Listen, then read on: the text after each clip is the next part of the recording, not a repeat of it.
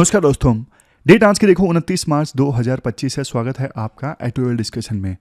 आज देखो 3 इश्यूज हम डिस्कस करेंगे। सबसे पहले आर्टिकल डिस्कस करेंगे रेगुलेटरी बॉडीज से संबंधित। एक अच्छा आर्टिकल है बिजनेस स्टैंडर्ड का। आज तीनों आर्टिकल ही बहुत ज़बरदस्त हैं।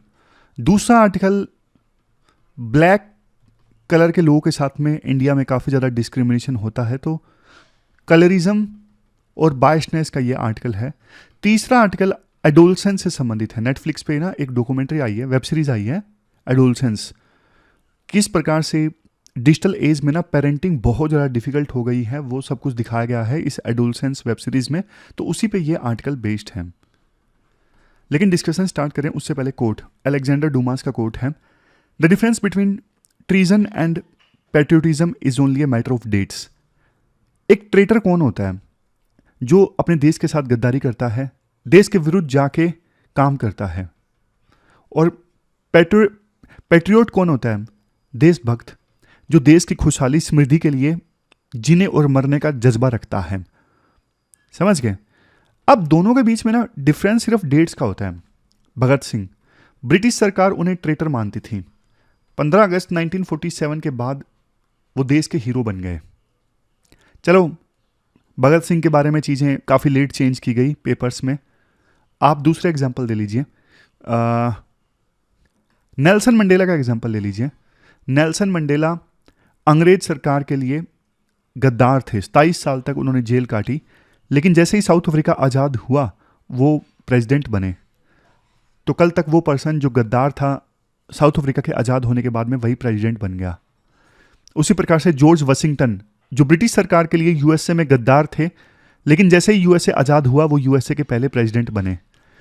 तो यहां पे डिफरेंस सिर्फ डेट्स का है। ऐसा क्यों होता है? ऐसा देखो इसलिए होता है क्योंकि जो रूलिंग गवर्नमेंट होती है ना, वो अपने हिसाब से, अपने आइडियोलॉजी के हिसाब से डिसाइड करती है उसके लिए कौन ट्रेटर है, कौन पैट्रियोट है, गद्दार कौन है, देशभक्त कौन है। ये गवर्नमेंट अपनी सहूलियत के हिसाब से, अपनी आइडियोलॉजी के हिसाब से डिसाइड करती है। और दूसरी चीज है, जो जीत जाते हैं ना, वो अपने हिसाब से फिर नैरेटिव गढ़ते हैं। जैसे भारत को आजादी मिल गई, अब भारत डिसाइड करेगा ना, सरकार डिसाइड करेगी कौन गद्दार है कौन नहीं है। सब देखो पावर का गेम है। जीता हुआ बंदा अपना नैरेटिव गढ़ता है हमेशा। और डिपेंड इस बात पे भी करता है कि आप किस साइड बैठे हो। जैसे पाकिस्तान में जो बलूच रिबल्स हैं, वो देखो आज़ादी के लिए लड़ाई लड़ रहे हैं। अगर आप पाकिस्तान की साइड हो तो आप उनको बोलोगे टेररिस्ट। अगर आप थोड़े से भी ह्यूमन राइट्स की तरफ आपका थोड़ा सा इंक्लिनेशन है तो आप बोलोगे वो रेवोल्यूशनरी हैं, वो अपनी आज़ादी के लिए लड़ रहे हैं, सही लोग हैं, उनका ऑपरेशन हुआ है। तो आपका पर्सपेक्टिव भी मैटर करता है, आप किस साइड बैठे हो, तो उससे डिसाइड होती है आपकी सोच। तो ये कोट हमने डिस्कस कर लिया। अब चलिए डिस्कशन स्टार्ट करते हैं। हमारी आज के डिस्कशन में फर्स्ट इम्पोर्टेंट आर्टिकल, हमारे देश में जो रेगुलेटर्स हैं, जैसे देखो सेबी है, कंपटीशन कमीशन ऑफ इंडिया है, इनको कैसे रेगुलेट किया जाए। मतलब टाइटल ही ये है, रेगुलेटिंग द रेगुलेटर्स। आप ना सिलेबस में जीएस पेपर सेकंड के इस टॉपिक से आर्टिकल को रिलेट कर सकते हो। जैसे देखो नीचे वाला टॉपिक है, इसमें तो साफ लिखा हुआ है सिलेबस में, statutory, regulatory and various quasi judicial bodies. तो रेगुलेटरी बॉडीज के बारे में ये आर्टिकल है बिजनेस स्टैंडर्ड का। इंट्रोडक्शन में ना आर्टिकल में ये बोला जाता है, देखो एक समय था 1990-91 की बात है, भारत में ना जबरदस्त इकोनॉमिक क्राइसिस आए थे और फॉरेन एक्सचेंज रिजर्व सिर्फ 2 हफ्ते के इंपोर्ट के लिए बचे थे। इस बैलेंस ऑफ पेमेंट क्राइसिस की सिचुएशन में इंडिया लेके आया रिफॉर्म, जिन्हें आज हम एलपीजी रिफॉर्म के नाम से जानते हैं। थोड़ा पॉइंट वाइज फॉर्म से अगर इसे हम डिस्कस करें तो जो न्यू इकोनॉमिक पॉलिसी 1991 आई, उसमें देखो सबसे पहली चीज लिबरलाइजेशन, मतलब लाइसेंस राज हटा दिया गया। पहले देखो प्राइवेट कंपनीज ज़्यादातर बिजनेस ओपन करना चाहती ना, सरकार बोलती थी लाइसेंस लो भाई, पैसा दो हमें, रिश्वत दो, ये सब चलता था। लेकिन लाइसेंस राज खत्म कर दिया गया। मतलब अब ज़्यादातर बिजनेस ओपन करने के लिए ना प्राइवेट प्लेयर्स को लाइसेंस लेने की आवश्यकता नहीं थी, ये कर दिया गया। दूसरा, प्राइवेटाइजेशन। पहले सरकार कहा करती थी रिफॉर्म से पहले कि ना ज़्यादातर बिजनेस भैया हम ही चलाएंगे, सिप भी हम प्रोड्यूस करेंगे, मारुति भी, मतलब कार मैन्युफैक्चर भी हम करेंगे, होटल भी हम चलाएंगे, पहले सरकार की ये नीति थी। लेकिन फिर देखो ज़्यादातर बिजनेसेस में ना सरकार ने प्राइवेट प्लेयर्स की एंट्री अलाउ कर दी। फिर हुआ ग्लोबलाइजेशन, मतलब फॉरेन इन्वेस्टमेंट से तो सरकार पहले इतना डरा करती थी, बाहर का पैसा नहीं आना चाहिए, बाहर वाले हमारे बिजनेसेस में ना इन्वेस्ट करें। लेकिन रिफॉर्म के बाद सरकार ने इवन बाहर के प्लेयर्स को इजाज़त दे दी कि आप आओ, इंडिया में बिजनेस करो, इंडिया में इन्वेस्ट करो। तो ये हुआ एलपीजी रिफॉर्म्स में। लेकिन देखो, अब प्राइवेट प्लेयर की एंट्री जहां पे होती है ना, आपको पता है प्राइवेट प्लेयर तो बहुत ज़्यादा प्रॉफिट ओरिएंटेड होते हैं। प्राइवेट प्लेयर्स का सोशल जस्टिस से कोई लेना देना नहीं होता। प्राइवेट प्लेयर्स को कोई लेना देना नहीं कि गरीब लोग हमारे प्रोडक्ट्स को एक्सेस कर पा रहे हैं या नहीं एक्सेस कर पा रहे हैं। नहीं, प्राइवेट प्लेयर्स तो अंधाधुंध रेट बढ़ा देते हैं ज़्यादा से ज़्यादा मुनाफा कमाने के लिए। प्राइवेट प्लेयर्स तो कई बार आपस में कार्टेल भी बना लेते हैं मिल के, जैसे एयरटेल है, जियो है, वोडाफोन आइडिया है, मिल के इन्होंने डिसाइड कर दिया कि यार हम 3 ही प्लेयर हैं, चलो रेट महंगे करते हैं सब्सक्रिप्शन के प्लान के, और सारे महंगे करेंगे तो जनता को मजबूरी में प्लेयर खरीदना पड़ेगा, कोई और सॉल्यूशन उनके पास है ही नहीं, कोई और विकल्प है ही नहीं। तो इस प्रकार से प्राइवेट प्लेयर कई बार कार्टेल भी बना लेते हैं। और प्राइवेट प्लेयर्स में कई बार ऐसा भी होता है कि एक प्राइवेट प्लेयर ने अपनी मोनोपोली बना ली, अब वो दूसरे प्राइवेट प्लेयर्स को आने ही नहीं दे रहा है कंपटीशन में। तो ये सब सिचुएशन हो जाती है जब प्राइवेट प्लेयर्स के बीच में गेम चलते हैं। तो सरकार ने डिसाइड किया, भैया हम बना देंगे पॉलिसी, जैसे टेलीकॉम सेक्टर के लिए पॉलिसी बना दी, जैसे शेयर मार्केट के लिए पॉलिसी बना दी सरकार ने। लेकिन उसके बाद एक इंडिपेंडेंट रेगुलेटर होगा, जैसे शेयर मार्केट को रेगुलेट करने के लिए सेबी है, और प्राइवेट बिजनेसेस में आपस में कंपटीशन रहे, मतलब मार्केट में आपस में कंपटीशन रहे, कोई मोनोपोली ना इस्टेब्लिश कर पाए, इसके लिए रेगुलेटर बना दिया कंपटीशन कमीशन ऑफ इंडिया। बैंकों को रेगुलेट करने के लिए रेगुलेटर क्या है? RBI for example. तो सरकार ने यह बोल दिया कि हम बनाएंगे पॉलिसी, और जो ये रेगुलेटर्स हैं ये देखो मार्केट को रेगुलेट करेंगे, ताकि ये इंश्योर करने के लिए मार्केट में ना फेयर प्राइसिंग रहे, कोई प्राइस अंधाधुंध ना बढ़ा दे, ये इंश्योर करने के लिए कि कंज्यूमर के इंटरेस्ट को नुकसान ना पहुंचाया जाए। तो ये सब चीजें इंश्योर करने के लिए हम रेगुलेटरी सिस्टम लेके आते हैं। इंडिपेंडेंट रेगुलेटर होंगे, जैसे ट्राई है जो टेलीकॉम सेक्टर को रेगुलेट करता है। तो ये रेगुलेटर डिसाइड करेंगे कि मार्केट में सारी चीजें ठीक चलती रहे, कंज्यूमर राइट्स प्रोटेक्ट हो, प्राइसिंग ठीक ठाक रहे और फेयर कंपटीशन हो प्लेयर्स के बीच में। जैसे देखो एग्जाम्पल के तौर पर 1990s तक ना टेलीकॉम सेक्टर में सिर्फ गवर्नमेंट का बोलबाला था, गवर्नमेंट के कंट्रोल में था। उस समय रेगुलेटर की जरूरत ही नहीं थी, सब कुछ तो बीएसएनएल और एमटीएनएल इन्हीं के हाथ में था, सारी टेलीफोन सर्विसेज यही चलाते थे। लेकिन 1994 में एलपीजी रिफॉर्म के बाद में 1994 में प्राइवेट सेक्टर की एंट्री हो गई टेलीकॉम सेक्टर में। एयरटेल, वोडाफोन, यानी उस समय हज कहा जाता था वोडाफोन को, आइडिया, ये सारे नए प्लेयर्स आए। लेकिन क्वेश्चन उठा, इनको रेगुलेट कौन करेगा? जो मैंने पिछली स्लाइड में बताया ना, फिर सरकार ने इंडिपेंडेंट रेगुलेटरी बॉडी बनाई थी, ट्राई, जैसे टेलीकॉम सेक्टर को रेगुलेट करने के लिए। अभी देखो ऐसे बहुत सारे रेगुलेटर हैं। स्टॉक मार्केट शेयर मार्केट को रेगुलेट करता है, ये इंश्योर करता है स्टॉक मार्केट में सब कुछ ठीक चले। इंश्योरेंस सेक्टर को रेगुलेट करने के लिए IRDAI है। इलेक्ट्रिसिटी मार्केट को रेगुलेट करने के लिए CERC और CCI फेयर कंपटीशन मार्केट में इंश्योर करने के लिए। वैसे एक क्वेश्चन आपके मन में ये आना चाहिए कि सर सरकार ने अलग से इंडिपेंडेंट रेगुलेटर बनाए क्यों इन सारे सेक्टर्स को रेगुलेट करने के लिए? सरकार क्यों नहीं रेगुलेट कर लेती इनको? अरे यार, सरकार भी तो बिजनेस में है ना। अभी देखो बीएसएनएल एक सरकारी कंपनी है, वो भी तो कंपटीशन कर रही है ना जियो से। अगर सरकार ही रेगुलेट करेगी तो सरकार तो हमेशा बीएसएनएल को ही तवज्जो देगी। इसलिए इंडिपेंडेंट रेगुलेटर की आवश्यकता थी, क्योंकि सरकार खुद एक स्टेक होल्डर है, सरकार खुद बिजनेस में इन्वॉल्व है कई सारे सेक्टर्स में। तो इसीलिए एक इंडिपेंडेंट रेगुलेटर की आवश्यकता महसूस हुई थी, जो सरकारी कंपनी और सब जो मार्केट में प्राइवेट प्लेयर, सरकारी प्लेयर सब हैं, उनको ना ट्रांसपेरेंटली रेगुलेट करे बिना बायस्ड हुए। ऐसा नहीं सरकार खुद करती तो सरकार तो अपनी कंपनीज के प्रति बायस्ड हो जाती, समझे? इसलिए इंडिपेंडेंट रेगुलेटर की आवश्यकता थी।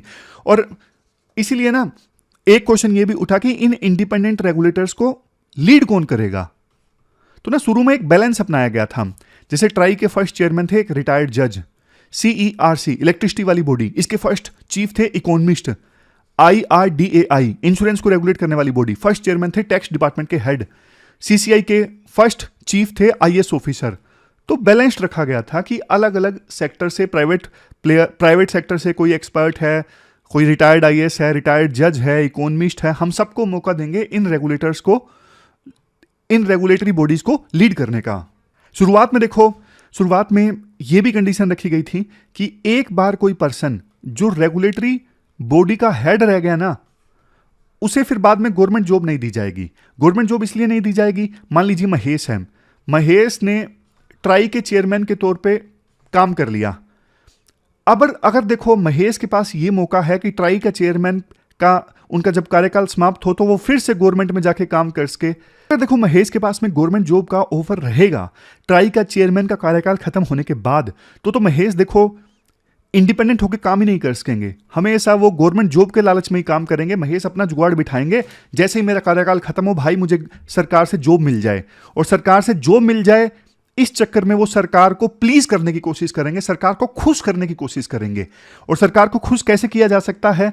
सरकार की जो कंपनी है BSNL, उसे फायदा पहुंचा दो, ऐसे डिसीजन लो जिससे प्राइवेट प्लेयर्स को नुकसान हो जाए, सरकार को फायदा हो जाए। तो फिर तो देखो ये गलत है ना। इंडिपेंडेंट रेगुलेटर का काम था ही ये कि निष्पक्ष होकर काम करें, चाहे वो सरकारी कंपनी हो या फिर प्राइवेट कंपनी हो। लेकिन गवर्नमेंट जॉब के लालच में महेश अगर इंडिपेंडेंट होकर काम नहीं कर रहे हैं, तो इसलिए शुरू में ना ऑप्शन ही हटा दिया गया कि रेगुलेटरी बॉडी के चेयरमैन का कार्यकाल खत्म होने के बाद में महेश यानी हेड कहीं गवर्नमेंट में काम नहीं करेगा, ताकि वो इंडिपेंडेंट होकर काम करें। बट धीरे धीरे बाद में ना ये प्रिंसिपल थोड़ा ना क्या किया गया, कॉम्प्रोमाइज हो गया। अब चैलेंजेस ये हैं रेगुलेटरी फ्रेमवर्क में, राइटर ये बोलते हैं सबसे पहली चीज जो रेगुलेटर्स की इंडिपेंडेंस है ना वो काफ़ी ज़्यादा कम हो चुकी है। जैसे एग्जांपल देता हूँ, RBI के चेयरमैन हैं, RBI के चेयरमैन थे शक्तिकांता दास, पहले रिटायर्ड IAS थे, RBI के चेयरमैन के तौर पे काम किया। अब उनका कार्यकाल जब समाप्त हो गया तो वापस वो कहाँ चले गए? वापस वो चले गए सरकार में। सरकार ने उनको बहुत इंपॉर्टेंट पोस्टिंग दी है, कहाँ पे? PMO में। अब देखो पॉइंट ये है कि जब वो रेगुलेटर के हेड थे और अब वापस सरकार में चले गए, तो जाहिर तौर पे उनकी सरकार के साथ नज़दीकियां थी। तो ये तो क्वेश्चन उठाता है ना कि जब वो रेगुलेटर के हेड थे तो उन्होंने क्या निष्पक्ष होकर काम किया या फिर सरकार को फेवर किया? समझ गए? तो इस पे क्वेश्चन उठते हैं। और बताइए, एग्जाम्पल दीजिए, और कौन से रेगुलेटर के हेड थे जिन्होंने रेगुलेटर के तौर पे अपना कार्यकाल पूरा होने के बाद में वापस वो सरकार की उन्होंने जॉब ले ली, वो सरकार में चले गए? ऐसे और कौन से रेगुलेटर हैं बताइए? इवन जैसे देखो माधुरी पुरी बूच थी, सेबी की चेयरमैन थी, अब तो वो रिटायर हो चुकी हैं, रिटायर मतलब उन्होंने इस्तीफा दे दिया। तो उन पे भी आरोप लगे कि वो सरकार को ज़्यादा फेवर कर रही हैं। तो फिर मतलब पॉइंट ये है रेगुलेटरी बॉडीज के इंडिपेंडेंस पे अब क्वेश्चन उठने लगे हैं। रेगुलेटरी बॉडीज अब कॉम्प्रोमाइज ढंग से काम कर रही हैं सरकार के इशारे पे। तो जिस उद्देश्य के साथ रेगुलेटरी बॉडीज को लाया गया था वो उद्देश्य अब कॉम्प्रोमाइज हो रहा है। इससे अच्छा तो फिर सरकार ही रेगुलेट कर ले। अगर रेगुलेटरी बॉडी जो है उनको सरकार की तरफ बाइस्ड होकर काम करना है तो फिर तो सरकार ही रेगुलेट कर ले, अलग से इंडिपेंडेंट रेगुलेटरी बनाने का ढोंग क्यों है? समझ गए पॉइंट? इवन पहले तो एक कानून हुआ करता था कि रेगुलेटरी बॉडीज के जो चीफ हैं वो उनका कार्यकाल खत्म होने के बाद में वो गवर्नमेंट पोजीशंस पे नहीं जा सकते, लेकिन इस लॉ को अब मॉडिफाई किया जा चुका है। सरकार अपनी तरफ से ये बोलती है कि देखो जो रेगुलेटर्स है ना ये तो चुने हुए प्रतिनिधि नहीं है, ये चुने हुए प्रतिनिधि नहीं है, जबकि पॉलिटिशियंस हैं, विधायक या MP हैं, वो चुने हुए प्रतिनिधि हैं। तो चलनी किसकी चाहिए? इलेक्टेड रिप्रेजेंटेटिव की चलनी चाहिए, ना कि रेगुलेटर की जो कि अनइलेक्टेड हैं। ये कई बार सरकार का तर्क होता है। इवन जुडिशरी का भी प्रेशर होता है CCI की अपॉइंटमेंट के ऊपर, जैसे कंपटीशन कमीशन ऑफ इंडिया है तो जुडिशरी का प्रेशर रहता है कि जुडिशियल बैकग्राउंड का जो पर्सन है वो CCI का हेड होना चाहिए। और आप देखोगे आज के समय में जो रेगुलेटरी बॉडीज है ना, ज़्यादातर रेगुलेटरी बॉडीज के हेड जो हैं आपको IAS ऑफिसर मिलेंगे या फिर रिटायर्ड IAS मिलेंगे। तो पहले जो सरकार ने बैलेंस इस्टेब्लिश करने की कोशिश की थी ना कि कोई इकोनॉमिस्ट, कोई प्राइवेट सेक्टर का एक्सपर्ट, कोई जुडिशियल पोजीशन से, मतलब जुडिशरी से एक बैलेंस रखा था कि रेगुलेटरी के जो हेड हैं ये सारे पर्सन होंगे। जैसे ये देखो, ट्राई का फर्स्ट चेयरमैन, रिटायर्ड जज, ये सारा मैंने आपको बताया। बट आज के समय में ये बैलेंस खत्म हो रहा है। आज के समय में आप देखोगे ज़्यादातर रेगुलेटरी बॉडीज के हेड कौन है? आईएएस ऑफिसर हैं। तो सॉल्यूशन राइटर ये देते हैं, सबसे पहले रेगुलेटरी बॉडीज की इंडिपेंडेंस रिस्टोर करो, और पोस्ट रिटायरमेंट बैन जो था कि रेगुलेटरी बॉडी के हेड रिटायरमेंट के बाद में गवर्नमेंट पोजीशन नहीं ले सकते, वो बैन फिर से लाओ। मिक्स्ड लीडरशिप लेके आओ, इंडस्ट्री के एक्सपर्ट्स, इकोनॉमिस्ट, लीगल प्रोफेशनल्स जो रेगुलेटरी बॉडी के हेड होने चाहिए। पॉलिटिकल इंटरफेरेंस कम से कम हो ताकि रेगुलेटरी बॉडीज इंडिपेंडेंट होकर काम कर सकें। पब्लिक अकाउंटेबिलिटी इंप्रूव करो। रेगुलेटर्स जो हैं डायरेक्टली पार्लियामेंट को रिपोर्ट करने चाहिए, उनकी अकाउंटेबिलिटी जो है वो पार्लियामेंट के द्वारा फिक्स की जाए। पार्लियामेंट इनसे क्वेश्चंस पूछे कि आपने ठीक काम किया या नहीं किया। रेगुलेटरी बॉडीज के हेड की जो अपॉइंटमेंट प्रोसेस है वो ट्रांसपेरेंट होनी चाहिए कि किस प्रकार से रेगुलेटरी बॉडीज के हेड को चुना जा रहा है, क्या क्राइटेरिया है, ट्रांसपेरेंट होनी चाहिए पूरी प्रोसेस। फाइनल टेक अवे ये है, एलपीजी रिफॉर्म के बाद में 1991 के बाद में प्राइवेट सेक्टर का रोल हमारे देश की इकोनॉमी में बढ़ गया, लेकिन प्राइवेट सेक्टर को रेगुलेट करने के लिए, यानी मार्केट को रेगुलेट करने के लिए रेगुलेटरी बॉडीज का कंसेप्ट लाया गया था। बट अब वो कंसेप्ट जो है कॉम्प्रोमाइज हो रहा है कुछ प्रॉब्लम्स के कारण, जिनको हमने डिस्कस किया। इसलिए fair, independent and expert based regulation की आवश्यकता है ताकि कंज्यूमर्स का हित प्रोटेक्ट किया जा सके, फेयर प्राइसिंग प्रोटेक्ट की जा सके, और बेस्ट मार्केट की एफिशिएंसी इंश्योर की जा सके। तो ये पूरा आर्टिकल हमने डिस्कस किया। चलते हैं आगे। तो इस प्रकार से पॉइंट वाइज फॉर्म में हमने डिस्कस कर लिया, अदरवाइज इस प्रकार से डिस्कस करते हैं। देखो, ये पॉइंट वाइज फॉर्म या फिर सीधा फॉर्म, सीधा इन स्लाइड्स की फॉर्म में डिस्कस करें, उनका कोई विवाद है ही नहीं। मैंने आपको पहले भी बताया था ना, जिस आर्टिकल को पॉइंट वाइज फॉर्म में हम डिस्कस कर सकते हैं, पॉइंट वाइज में डिस्कस करेंगे। जहां पे स्टोरी है उस आर्टिकल को सीधा डिस्कस करेंगे। मेन ये है आपको समझ में आना चाहिए, दोनों यूज करेंगे। कई बार पॉइंट वाइज फॉर्म में समझने से आर्टिकल की आत्मा मर जाती है, तो कोई डिबेट नहीं है पॉइंट वाइज फॉर्म वर्सेस सीधा इसी फॉर्म में, नहीं। जहां पे जो एप्लीकेबल होगा उसी फॉर्म में हम डिस्कस करेंगे। इवन पॉइंट वाइज फॉर्म में भी मैं स्टोरी बना देता हूं ताकि अच्छे से समझ में आए। जैसे अभी जो ये आर्टिकल हमने डिस्कस किया, आपको पूरी स्टोरी बना के तो डिस्कस किया हमने कि पहले 1991 में एलपीजी रिफॉर्म आए और फिर उसके बाद में रेगुलेशन की आवश्यकता क्यों पड़ी, तो पूरा एक स्टोरी की फॉर्म में बताया मैंने। आर्टिकल में नहीं थी स्टोरी, लेकिन मैंने स्टोरी बना ली ताकि आपको कंटेक्स्ट समझ में आए, बैकग्राउंड समझ में आए। तो वो आप मुझ पे छोड़ दीजिए कि हाँ किस फॉर्म में डिस्कस करना है। अब तो देखो बहुत साल हो गए, 9-10 साल हो गए आर्टिकल्स डिस्कस करते करते, न्यूज़पेपर डिस्कस करते करते। तो अब तो इतनी एक्सपर्टीज आ गई है कि आर्टिकल देखते ही पता लग जाता है कि बच्चों को कैसे समझाना है ताकि बेस्ट तरीके से उनका उस आर्टिकल का यूज हो एग्जाम में और याद भी हो जाए। दो चीज़ों पे फोकस होता है मेरा, एक तो एग्जाम के लिए यूज हो आर्टिकल, सारे पॉइंट्स याद हो जाएं, टॉपिक कवर हो जाए, और दूसरा फोकस होता है याद हो जाए, बार बार रिवाइज ना करना पड़े। इन दो चीज़ों पे मेरा फोकस होता है। अब चलते हैं आगे। इसके बाद नेक्स्ट आर्टिकल देखो, कलरिज्म से संबंधित है। समाज कितना ज़्यादा बाइस्ड होता है कुछ कलर के लोगों के अगेंस्ट, इस इशू से संबंधित ये आर्टिकल है। आप सिलेबस में ना जीएस पेपर 1 के इन टॉपिक्स से आर्टिकल को रिलेट कर सकते हो। बचपन में देखो आप सबने ना एक चीज़ जरूर सुनी होगी, अरे बेटा धूप में मत जाओ काले हो जाओगे। क्या देखो फेयर कंप्लेक्शन का मतलब सिर्फ सुंदरता होता है? क्या हमारा रंग हमारी वैल्यूज डिफाइन करता है? आर्टिकल की शुरुआत में ना एक स्टोरी बताई जाती है। एक लड़की है, उम्र में बिल्कुल छोटी। उसके रिलेटिव्स उस छोटी लड़की को बोलते हैं, बेटा तुम ना लाइट कलर्स के कपड़े पहना करो, ब्लैक मत पहना करो क्योंकि ब्लैक पहनोगी तो और ज़्यादा काली दिखोगी। अब सोचो, देखो बचपन से अगर आपको ये सिखाया जाए कि काला कलर तुम्हारे लिए नहीं बना है तो क्या होगा? शुरुआत में देखो जब आप बच्चे हो तो सकता है कि आपको ब्लैक कलर ना पसंद आए क्योंकि बड़ों ने समझाया है, लेकिन जैसे ही वो बच्ची बड़ी होती है उसे समझ में आ गया कि सब कलर्स एक समान हैं और मेरे लिए ऑरेंज की भी उतनी ही वैल्यू है जितनी ब्लू की वैल्यू है। फिर वो छोटी बच्ची देखो जानबूझ के ब्लैक कलर पहनने लगी क्योंकि बचपन में उसकी ये इच्छा दबाई गई थी। तो ये कहानी शुरुआत में बताई जाती है। अभी कंटेक्स्ट ये है, केरला की चीफ सेक्रेटरी जिनका नाम है शारदा मुरलीधरन, उन्होंने ना एक पोस्ट लिखी जो वायरल हो गई। उन्होंने ये बताया कि देखो मेरा जो कार्यकाल है ना, उसके बारे में किसी ने कमेंट किया कि इनका कार्यकाल उतना ही ब्लैक है जितना उनके हस्बैंड का वाइट था। मतलब इनके जो हस्बैंड थे ना वो भी चीफ सेक्रेटरी थे और उनका रंग गोरा था, अभी भी है। तो मतलब यहां पे देखो सिर्फ एक सरकारी काम पे कमेंट नहीं था, बल्कि देखो ब्लैक का मतलब नेगेटिव और वाइट का मतलब पॉजिटिव दिखाया गया है। ऐसे समाज में जहां फेयर कॉम्प्लेक्शन देखो काफी इंपॉर्टेंट माना जाता है, ये चीज सिर्फ एक कमेंट नहीं थी, ये देखो एक समाज में डीपली रूटेड प्रिजुडाइज को दिखाता है। आप मैट्रिमोनियल एड्स देख लो, क्या लिखा होता है, wanted fair slim beautiful bride, मतलब शादी किससे हो रही है, रंग से हो रही है। एजुकेशन से कोई लेना देना नहीं है, एजुकेशन के बारे में कई बार लिखा भी नहीं जाता है, लेकिन रंग जरूर लिखा जाता है। इवन मैट्रिमोनियल वेबसाइट्स में यह भी लिखा होता है white and pretty. White and pretty मतलब सुंदरता। काफी बार आपने ये वर्ड्स सुने होंगे।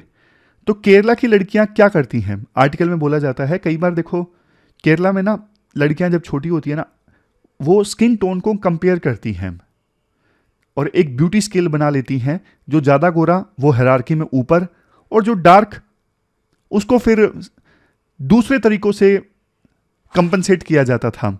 चलो कोई बात नहीं, तुम्हारा रंग ब्लैक है तो कोई बात नहीं, रंग सांवला है, तुम पढ़ाई में अच्छी हो, तुम्हारा काम चल जाएगा। इस प्रकार से कंपनसेट किया जाता है। ये सिर्फ देखो आम लोगों तक सीमित नहीं है। इवन जो मिस केरला ब्यूटी कॉन्टेस्ट होता है ना, वहां पे भी कई बार जो डार्क स्किन्ड कंटेस्टेंट्स होती हैं ना, उनको रिजेक्ट कर दिया जाता है। काफी फेमस टीवी पर्सनैलिटी जैसे आरती पीएम, इवन उनको भी बोला गया कि वो न्यूज रीड करने के लिए ना वो प्रेजेंटेबल नहीं है। क्यों? क्योंकि उनका रंग फेयर नहीं था, उनका रंग सांवला था, काला था। इवन एक टीवी होस्ट ने ना उनको ये भी बोल दिया इंटरव्यू के दौरान कि ना आप थोड़ी एक्स्ट्रा लाइट्स ले लीजिए, अदरवाइज आप कैमरे में दिखोगे ही नहीं। ये सिर्फ देखो प्रूव करता है कि कलरिज्म सिर्फ एक थॉट नहीं है, बल्कि समाज में डीपली रूटेड एक इंस्टीट्यूशनलाइज्ड डिस्क्रिमिनेशन है उन लोगों के साथ में जिनका जो कलर है वो ब्लैक है। देखो एक फेमस स्कॉलर हैं रेखा राज, उनकी जो पोस्ट है वो तो और भी आई ओपनिंग है। रेखा राज ये बोलती हैं, मुझे कभी किसी ने नहीं बोला कि मैं काली हूं। क्यों? क्योंकि मेरे आसपास सारे लोग काले थे। इसका मतलब क्या है? इसका मतलब देखो ये है, जो एरियाज या फिर जातियां हिस्टोरिकली ओप्रेस्ड रही है ना, उनको देखो सामान्यतः डार्क स्किन्ड माना जाता है। तो कई बार लोग कॉम्प्लेक्शन के नाम पर ना कास्ट बेस्ड बायसनेस भी दिखाते हैं। जैसे आपको एग्जांपल देता हूं, ध्यान से सुनिएगा। ब्रिटिशर्स क्या किया करते थे? ब्रिटिशर्स यही तो किया करते थे, हम गोरे हैं इस वजह से हम सुपीरियर हैं। उनका एक कंसेप्ट था व्हाइट मैन बर्डन। भगवान ने ना गोरे लोगों को एक दायित्व दिया है कि जो काले या फिर ब्राउन स्किन के लोग हैं उनको सुधारने का, उनको सिविलाइज बनाने का। यह दायित्व हमें भगवान ने दिया है, व्हाइट लोगों को दिया है, क्योंकि व्हाइट लोग सुपीरियर हैं। अब ब्रिटिशर्स ने यह बोला तो यह चीज देखो हमारे देश के अलग अलग कास्ट के लोगों में आ गई। जो कुछ अपर कास्ट के लोग थे, जैसे फॉर एग्जांपल ब्राह्मण्स, तो उन्होंने बोलना स्टार्ट कर दिया कि देखो हम भी व्हाइट हैं रिलेटिवली, और इसलिए हम भी सुपीरियर हैं। और जो ओप्रेस्ड लोग थे उनको यह कह के उनके साथ में डिस्क्रिमिनेशन किया गया कि तुम काले हो और तुम सुपीरियर नहीं हो, इंफीरियर हो। तो इस आधार पे उनके साथ में भेदभाव किया गया, डिस्क्रिमिनेशन किया गया और कास्ट हायरार्की को जस्टिफाई किया गया। तो राइटर क्या कहना चाहती हैं? पास्ट में कलरिज्म एंड कास्टिज्म का लिंक रहा है आपस में, कलरिज्म प्लस कास्टिज्म पास्ट में। फिर इसके बाद राइटर बोलती हैं, देखो फिल्म इंडस्ट्री ना इस कलरिज्म को ना परप्यूचुएट करती है, मतलब जारी रखती है। बॉलीवुड में आप देखोगे हीरो डार्क हो सकता है, बट हीरोइन आप रेयरली डार्क देखोगे। इवन ना सिर्फ बॉलीवुड मूवीज में, आप साउथ इंडिया की मूवीज देख लीजिए, रजनीकांत का कलर बेशक थोड़ा डार्क हो, लेकिन हीरोइंस हमेशा फेयर मिलेंगी। तो अब क्वेश्चन ये उठता है कि कैसे इस कलरिज्म से लड़ा जाए, कैसे लड़ा जाए, बताइए। देखो ये इंटरनलाइज्ड प्रिजुडाइज है। बचपन से ही बच्चों को स्किन कलर की इंपॉर्टेंस सिखाई जाती है। यह डिस्क्रिमिनेशन उसी समय से रुकेगा जब देखो बच्चों की कंडीशनिंग सही ढंग से हुई हो। तो एजुकेशन के थ्रू इसे सुधारा जा सकता है। स्कूल्स में डाइवर्सिटी और इंक्लूजन का लेसन होना चाहिए। मूवीज और टीवी शोज में डार्क स्किन्ड एक्टर्स को इक्वली रिप्रेजेंट करना होगा। फैमिली इन्फ्लुएंस, घर में बचपन से फेयरनेस क्रीम्स और गोरा बनाने की जो बात है वो बंद होनी चाहिए। और जैसे फेयर एंड लवली है, अब तो नाम चेंज हो गया ग्लो एंड लवली, वैसे ही देखो दूसरे ब्रांड्स को भी ना फेयरनेस का प्रमोशन बंद करना चाहिए। कंक्लूजन में देखो यही बोला जा सकता है, प्रेजुडाइज सिर्फ स्किन डीप नहीं है, ये हमारी सोच और समाज में डीपली रूटेड है। हम ये नहीं कह सकते कि फेयर स्किन गलत है, पर ये कह रहे हैं कि ओनली फेयर इज ब्यूटीफुल वाला जो कंसेप्ट है वो गलत है। हमें यह समझना होगा कि ब्यूटी सिर्फ रंग से नहीं आती है। जैसा शारदा मुरलीधरन जो केरला की चीफ सेक्रेटरी हैं, उन्होंने बोला ब्लैक इज पावर। ब्लैक जो है रेन क्लाउड्स का रंग है, काजल का एसेंस है, कॉर्पोरेट ड्रेस कोड है। तो ये हमने पूरा आर्टिकल डिस्कस किया। इसके बाद नेक्स्ट आर्टिकल देखो एडोलसेंस से संबंधित है। आप जीएस पेपर 1 सोसाइटी से इस आर्टिकल को रिलेट कर सकते हो और इवन एथिक्स से भी इस आर्टिकल को रिलेट किया जा सकता है। कंटेक्स्ट देखो ये है, ये जो पोस्टर आप देख रहे हो ना, एडोलसेंस एक नेटफ्लिक्स पे ना वेब सीरीज आई है और इसकी ना काफ़ी सारी चर्चा हो रही है, मतलब बहुत सारे आर्टिकल्स इस पे पब्लिश हुए हैं। तो एडोलसेंस से संबंधित आर्टिकल मुझे इंडियन एक्सप्रेस में भी मिला, इंडियन एक्सप्रेस में 2 थे, ट्रिब्यून में भी मिला। लगभग सभी न्यूज़पेपर्स में एडोलसेंस पे आर्टिकल पब्लिश हुए हैं इस वेब सीरीज के आने के बाद। तो ऐसा क्या दिखाया गया है इस वेब सीरीज में? इसमें यह दिखाया गया है एक 13 साल का लड़का जिसका नाम है जेमी, वो देखो अपनी क्लासमेट का ना मर्डर कर देता है। ये जो स्टोरी है एक मिडिल क्लास फैमिली की स्टोरी है, जिसमें जो लड़का है जिसने लड़की का कत्ल किया, उसके पेरेंट्स हैं एडी और अमांडा मिलर। वो देखो अपने बेटे का ना बिहेवियर समझ ही नहीं पाते कि उसने ऐसा क्यों किया। तो ये जो वेब सीरीज है ना, ये देखो इसी इशू पे क्वेश्चन उठाती है, क्या हम हमारे बच्चों को समझ पा रहे हैं? क्या डिजिटल एज ने पेरेंटिंग को और ज़्यादा मुश्किल बना दिया है? तो ये पूरा हम बैकग्राउंड के साथ आर्टिकल डिस्कस करते हैं। ये तो बता दिया, नेटफ्लिक्स का ड्रामा आया है, ये कंटेक्स्ट है। एडोलसेंस यानी किशोर अवस्था, ये देखो एक ट्रांजिशन का फेस होता है। बचपन से लेके अडल्टहुड के बीच का जो सफ़र होता है ना, उसे बोलते हैं एडोलसेंस। ये वो वक्त होता है जब इंसान देखो बहुत सारे चेंजेस से गुजरता है, इमोशनल चेंजेस, फिजिकल चेंजेस और साइकोलॉजिकल चेंजेस, बहुत प्रकार के चेंजेस से एक इंसान गुजरता है एडोलसेंस के दौरान। इस पीरियड के दौरान देखो उसे आइडेंटिटी क्राइसिस का सामना करना पड़ता है। कैसे? जैसे देखो एक 13 साल का लड़का है जो हमेशा से पेरेंट्स की हर बात मानता आया है, लेकिन अब हर बात पे वो क्वेश्चन करने लगता है। उसे लगता है कि पेरेंट्स की सारी बातें सही नहीं है, वो भी हमारी तरह इंसान ही हैं। पहले एक बच्चा अपने पेरेंट्स को सुपर हीरो की तरह मानता था, लेकिन जैसे जैसे वो एडोलसेंस में आता है उसे लगता है कि नहीं, ये भी मेरी तरह इंसान है, इनकी बात मैं क्यों मानूं। तो ये एक नॉर्मल डेवलपमेंट होती है। इसलिए आइडेंटिटी क्राइसिस से एक किशोर अवस्था का बच्चा गुजरता है। पीयर प्रेशर होता है, दूसरों को देखकर उसे प्रेशर फील होता है, दूसरा कोई उसका दोस्त सामान खरीद रहा है तो मेरे पास में भी वो होना चाहिए। इस एडोलसेंस पीरियड के दौरान ना बहुत सारे हार्मोन चेंजेस भी आते हैं किशोर अवस्था वालों बच्चों के बीच में। तो इमोशनल कंट्रोल मुश्किल हो जाता है, लॉजिकल थिंकिंग अभी पूरी तरह से डेवलप हुई नहीं होती है लेकिन हो रही होती है। तो ये सारे चेंजेस आते हैं किशोर अवस्था में। लेकिन आज के समय में देखो डिजिटल एज के चैलेंजेस क्या क्या हैं। बच्चों के पास ना आज के समय में हर टाइप का कंटेंट अवेलेबल है, अच्छा भी और बुरा भी। इंटरनेट और सोशल मीडिया का ज़माना है। तो इस ज़माने में ना बच्चे यानी किशोर अवस्था के जो लोग हैं ना, वो लाइक्स, कमेंट्स और वैलिडेशन के साइकिल में ना फंस जाते हैं। ये साइकिल उनके लिए ना बहुत ज़्यादा एडिक्टिव होता है। वो इंस्टेंट ग्रेटिफिकेशन चाहते हैं कि कोई हमारी वीडियो पे लाइक कर दे, खुश हो जाते हैं, इंस्टेंट ग्रेटिफिकेशन। एक बच्चा देखो रियल लाइफ में और ऑनलाइन दुनिया में दोनों में अलग हो सकता है। इवन कई जो एडोलसेंट है वो तो ऐसे हैं जो ऑनलाइन ना बहुत सारी अलग अलग आइडेंटिटीज क्रिएट करके रखते हैं और उनमें जीने लगते हैं। और वो ना एडोलसेंट सिर्फ वही कंटेंट कंज्यूम करने लगते हैं जो उनके बिलीव्स को और ज़्यादा स्ट्रोंग करता है। जैसे जैसे देखो मैच्योरिटी आती है, आपको पता लगता है कि कोई ज़रूरी नहीं मैं ही सही हूँ, कोई ज़रूरी नहीं कि यही व्यू सही है और दुनिया में बहुत सारे व्यूज़ हैं, लेकिन ये बाद में मैच्योरिटी आती है। लेकिन एडोलसेंट्स को ये लगता है कि हमारा व्यू सही है, हमारी जो सोच है वो सही है, और वो देखो उसी प्रकार का कंटेंट कंज्यूम करने लगते हैं, तो उनके जो बिलीव्स हैं वो और ज़्यादा मजबूत होने लगते हैं। जैसे यूट्यूब है ना, यूट्यूब का एल्गोरिथम वही चीज़ें बार बार दिखाता है, जो आपने एक बार वीडियो देख ली, आपकी रिकमेंडेशंस में उसी टाइप की वीडियो फिर आने लगती हैं। तो ये सारे डिजिटल एज के चैलेंजेस हैं। लेकिन देखो यहाँ पे ना कम्युनिकेशन गैप और ट्रस्ट डेफिसिट है। पहले देखो पेरेंट्स ये कहा करते थे बेटा अजनबियों से बात मत करो, अब ये रूल देखो इररिलेवेंट हो गया। क्यों? क्योंकि देखो जो स्ट्रेंजर्स हैं अब डीएम में बोलते हैं, सोशल मीडिया प्लेटफॉर्म्स पे डायरेक्ट मैसेज करते हैं स्ट्रेंजर्स। तो अब पेरेंट्स के कंट्रोल में नहीं है कि वो अपने बच्चों को रोके अजनबियों से बात ना करो, डीएम आते रहते हैं अजनबियों के। ट्रस्ट और ओपन डिस्कशन होना चाहिए। सिर्फ देखो बच्चों के ऊपर, एडोलसेंट्स के ऊपर रूल इंपोज करने से वो और ज्यादा रिबेलियस हो सकते हैं। एक लड़का देखो अगर ऑनलाइन गेमिंग कम्युनिटी का हिस्सा है तो पेरेंट्स को देखो उसके इंटरेस्ट को समझना होगा, ना सिर्फ उसको ये बोलना कि ज्यादा स्क्रीन टाइम मत रखो। तो समझना होगा एडोलसेंट्स को।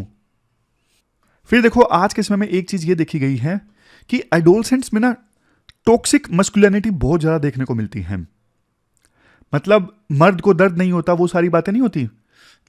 ये बातें देखो लड़कों को ना इमोशनली रिप्रेस कर देती हैं। मतलब बच्चों पे प्रेशर आ जाता है एडोलसेंट्स पे, खास करके लड़के होते हैं, कि उन्हें स्ट्रॉन्ग बन के दिखाना है, उन्हें डोमिनेटिंग बनने की कोशिश करनी है, तभी हम मर्द कहलाएंगे। ये सब चीजें देखो उनकी ना इमोशनल वेलबींग को बहुत ज्यादा इंपैक्ट करती हैं। जैसे बहुत सारे ऑनलाइन प्लेटफॉर्म्स हैं जो टॉक्सिक मस्कुलिनिटी को प्रमोट करते हैं, और इन चीजों से ना लड़कों के अंदर एम्पैथी, इमोशनल इंटेलिजेंस, वो सब चला जाता है। और इवन देखो सोशल मीडिया प्लेटफॉर्म्स पे जब रिजेक्शन मिलता है ना लड़कियों का या फिर लड़कियों को लड़कों का, जो एडोलसेंट्स हैं, तो ये जो सोशल मीडिया का रिजेक्शन है ना, ये रियल लाइफ से भी ज़्यादा स्ट्रोंग होता है। और सोशल मीडिया प्लेटफॉर्म्स पे रिजेक्शन या फिर बुलिंग की वजह से ना एडोलसेंट्स में बहुत बार serious mental health issues develop हो सकते हैं। जैसे देखो 1999 में ना क्या हुआ था, कोलंबाइन स्कूल में ना शूटिंग हुई थी। 2 अमेरिकन स्टूडेंट्स जो बुलिड फील करते थे, उनको दबाया गया था स्कूल में, उन्होंने देखो अपने स्कूल के अंदर ही नरसंहार कर दिया, बहुत सारे लोगों को गोली से मार दिया। क्यों? क्योंकि उनको बुली किया गया था उस स्कूल में। फिर इसके बाद आर्टिकल में बोला जाता है इनसेल कल्चर का रिस्क। देखो यहां पे ना एक टर्म है इनवॉल्यूंटरी कैलिबेट। इनवॉल्यूंटरी कैलिबेट का क्या मतलब है? ये देखो वो लोग होते हैं जो लड़कियों के रिजेक्शन से ना फ्रस्ट्रेटेड हो जाते हैं और कई बार फ्रस्ट्रेटेड होकर वायलेंट भी हो जाते हैं। तो नेटफ्लिक्स की ये जो वेब सीरीज है ना एडोलसेंस, इसमें ये दिखाया गया है कि ये जो लड़का था ना ये क्या हुआ, लड़की ने जब नो बोल दिया ना तो लड़की के नो को ये एक्सेप्ट नहीं कर पाता और उसका मर्डर कर देता है। तो ये देखो मर्डर कर देना रिजेक्शन के बाद, ये देखो टॉक्सिक मस्कुलिनिटी और रिजेक्शन हैंडलिंग का ना एक खतरनाक तरीका है। जैसे आपको एक एग्जांपल देता हूं, 2014 में ना यूएस की बात है, इलियोट रोजर, अब इसको भी ना लड़की ने जैसे रिजेक्ट कर दिया था, तो ना रिजेक्शन ये हैंडल नहीं कर सका, फ्रस्ट्रेट हो गया, फ्रस्ट्रेट होकर वायलेंट हो गया, तो इसने ना उस समय 6 लोगों का मर्डर कर दिया था। नेक्स्ट पॉइंट में राइटर ये बोलते हैं, देखो स्कूल सिर्फ पढ़ाई की जगह नहीं है, यहां पे ना सेफ्टी और इमोशनल वेलबींग का भी ध्यान रखा जाना चाहिए। बहुत सारे केसेस मोलेस्टेशन और हरासमेंट के स्कूल्स में होते हैं, इसलिए देखो ना सिर्फ स्कूल एडमिनिस्ट्रेटर्स को बल्कि देखो पेरेंट्स को भी ना विजिलेंट रहना होगा। मुंबई पुलिस का ना एक प्रोग्राम है पुलिस दीदी, जिसमें ना 1 महीने में एक बार एक पुलिस वुमेन स्कूल जाके वहां पे ना अवेयरनेस बढ़ाती हैं, अवेयर करती हैं बच्चों को। बहुत बढ़िया प्रोग्राम है पुलिस दीदी। तो बाकी जगहों पे भी ना ये अडोप्ट होना चाहिए। नेक्स्ट सॉल्यूशन आर्टिकल में ये दिया जाता है, बच्चों को देखो रिस्पॉन्सिबल तरीके से कैसे इंटरनेट यूज किया जाए ये सिखाना होगा। बच्चों को ना इसकी क्लासेस दी नहीं जाती, एकदम से इंटरनेट आ गया, स्कूल्स में ना सिखाया ही नहीं जाता कि इंटरनेट कैसे यूज करना है। तो बच्चे अपने आप सीखते हैं। कई बार गंदी आदतें बच्चों को लग जाती है बचपन में, या फिर एडोलसेंट्स जब वो होते हैं तो वो खराब वेबसाइट्स देखने लगते हैं।